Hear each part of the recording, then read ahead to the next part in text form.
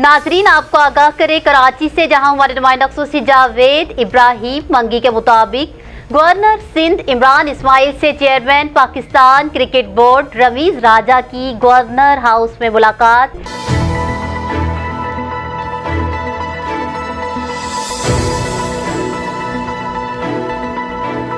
मुलाकात में डोमेस्टिक और इंटरनेशनल क्रिकेट के अमूर समेत मुल्क में क्रिकेट की बेहतरी, लीग क्रिकेट के फरोग के लिए इक़दामात पर तबादला ख्याल किया गया और सिंध में क्रिकेट के टैलेंट को सामने लाने और क्रिकेट के फरोग के लिए मुश्तरका इक़दामात पर इत्तेफाक राय।